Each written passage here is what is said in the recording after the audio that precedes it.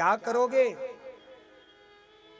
अगर आपका मन निर्मल हो गया, आपके अंतःकरण की चेतना जागृत हो गई, बाबा करोगे क्या? बाबा कहते हैं, बरनौ रघुबर विमल जसु जो दायक फल चार। क्या गुरु का प्रभाव है? ये दोहा बता रहा है। बरनौ रघुबर विमल जसु। भगवान के दिव्य नामों का गुणगान कैसे करूंगा? यह मन तो मैला है, यह अंतःकरण मैला है, यह बुद्धि दूषित है। इस बुद्धि का शोधन किए बिना इष्ट को कैसे मनाऊं? कैसे वर्णन करूं रघुवीर की उस गाथा को?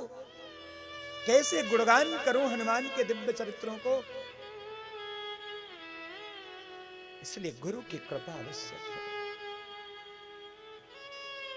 बिना गुरु का ज्ञान नहीं हो सकता है। और वो ज्ञान किस लिए है? दुनिया को विनष्ट करने के लिए नहीं। जो दायक फल चार।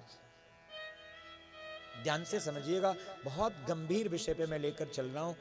मुझे इस चक्कर में मत डालना मैं कितनी देर आपको हंसा दूं रुला दूं, वो मेरे लिए बहुत टेढ़ा काम नहीं है। साची बात कह रहा हूं।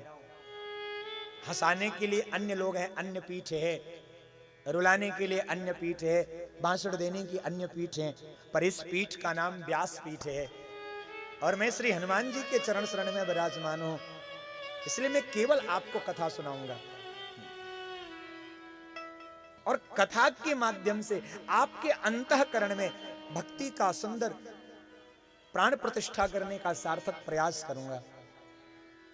आप अगर गंभीरता से कथा के चिंतन में जाओगे, मेरा विश्वास है हमारे प्रभु श्री हनुमान जी महाराज बैठकर कथा सुन रहे हैं,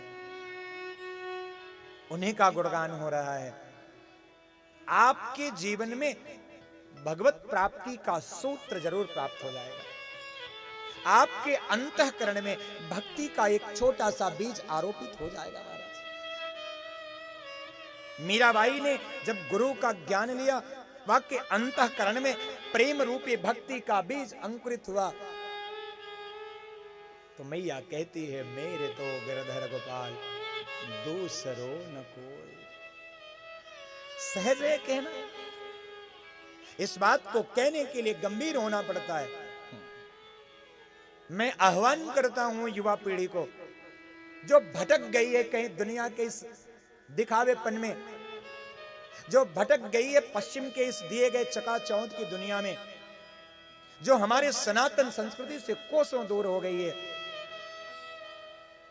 मैं उस युवा पीढ़ी को आहूत करता हूं, जिसे आज की भाषा में जेनजी कहा जा रहा है।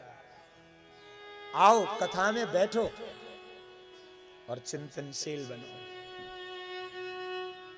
कथा चिंतनिया बनाती है, चिंतन करने का ढंग सिखाती है।